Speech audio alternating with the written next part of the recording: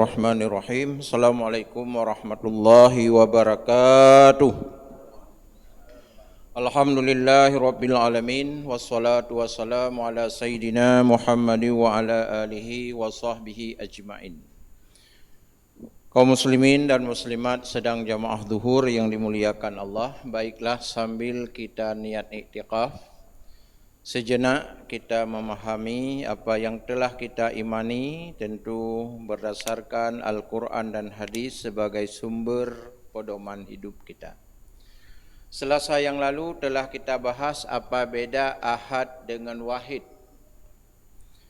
Hari ini kita membahas apa beda wujud dengan maujud.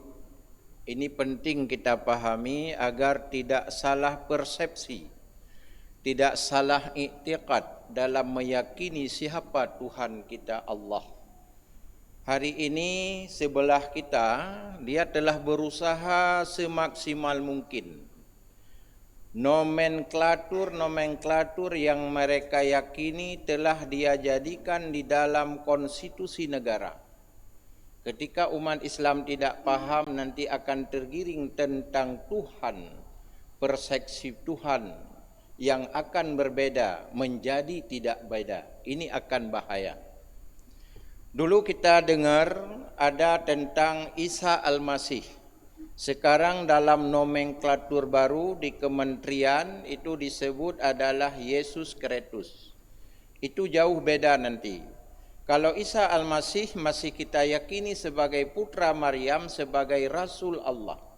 Tapi ketika digiring ini Yesus Kristus berarti telah menggiring Isa itu anak Tuhan. Ini bisa bahaya.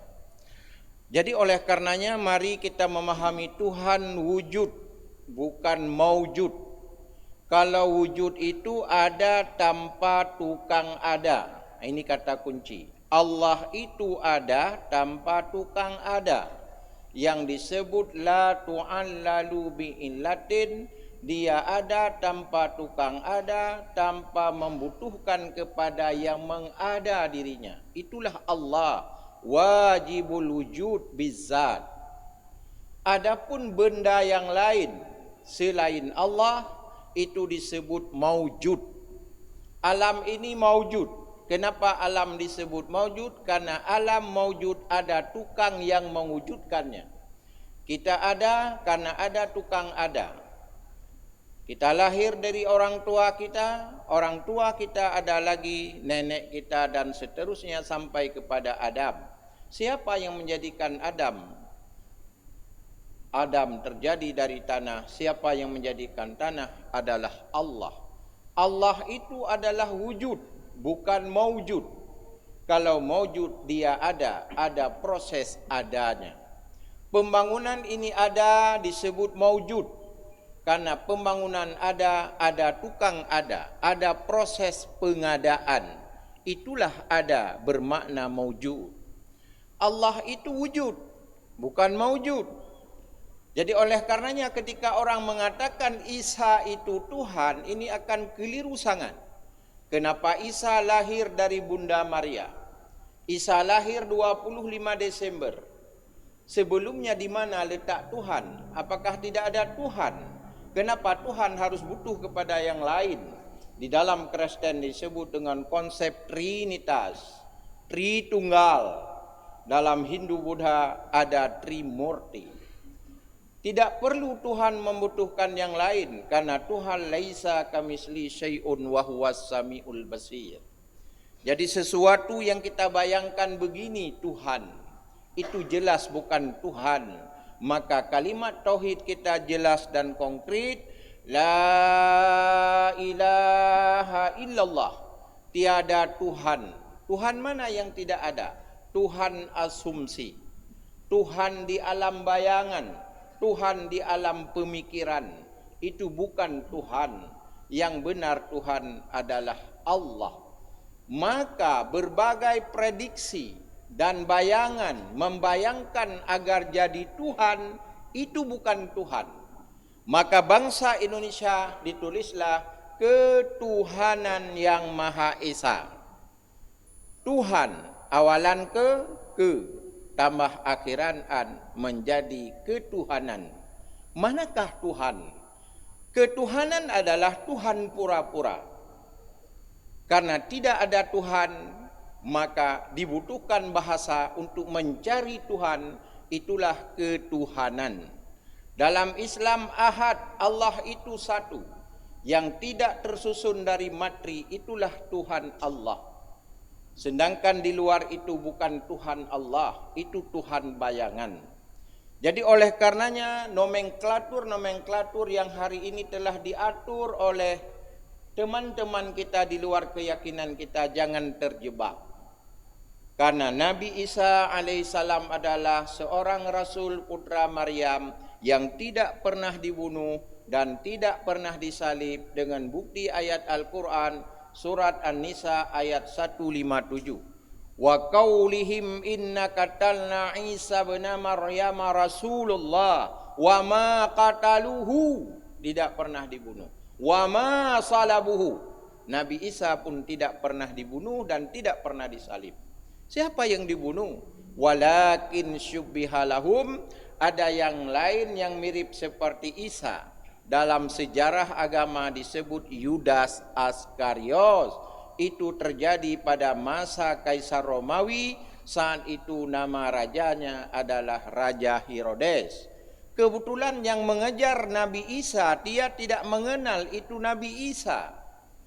Karena ada penangkapan, dia lapor kepada Tuan Raja bahwa yang ditangkap adalah Isa sebagai Yesus Kristus.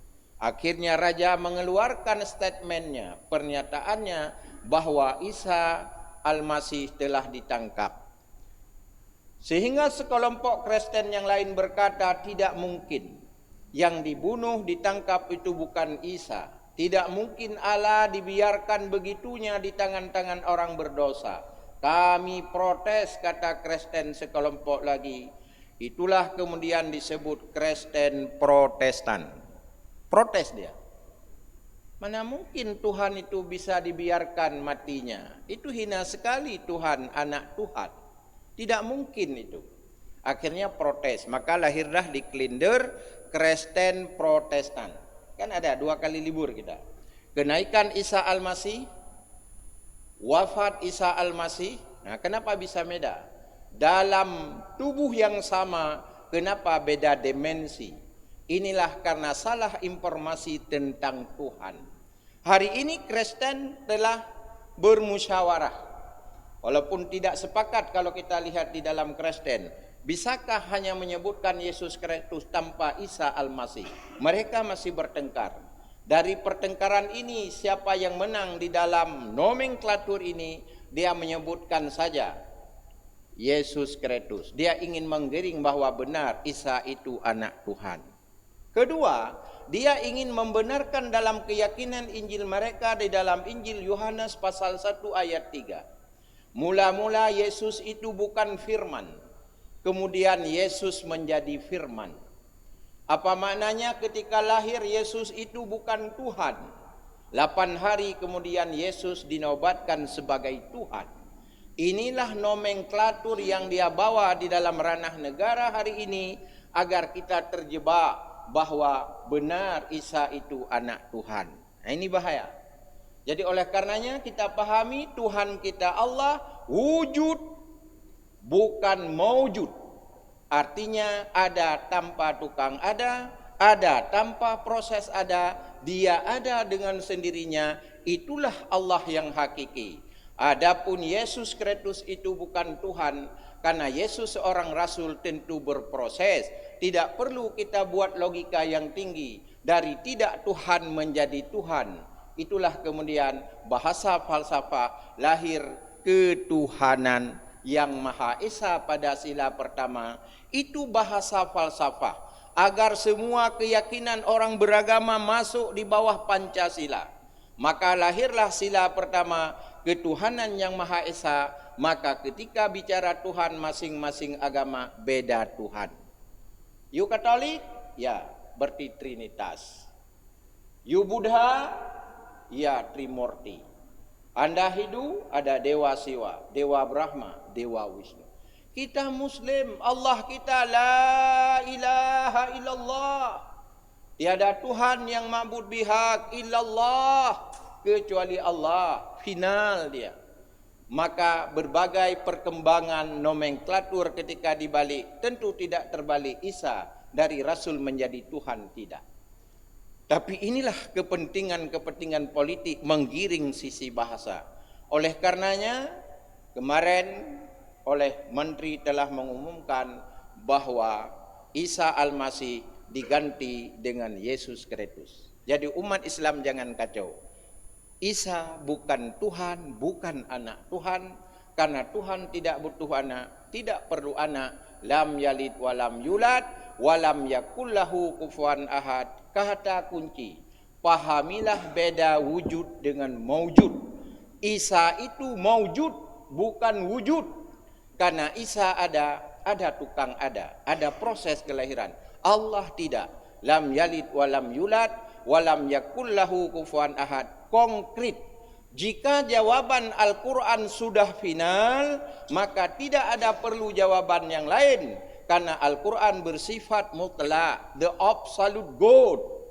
Dia bersifat final. Tidak perlu jawaban logika, retorika yang lain. Tentu kepentingan di dalam negara banyak, karena di negara ini banyak agama, di negara ini banyak suku juga kita maklumi. Tapi mari kita jaga akidah kita, jangan sampai ditelan orang, jangan sampai dipengaruhi orang, jangan sampai salah ambil akidah agama orang menjadi keyakinan kita, ini bisa bahaya. Bermanfaat hendaknya. Assalamualaikum warahmatullahi wabarakatuh.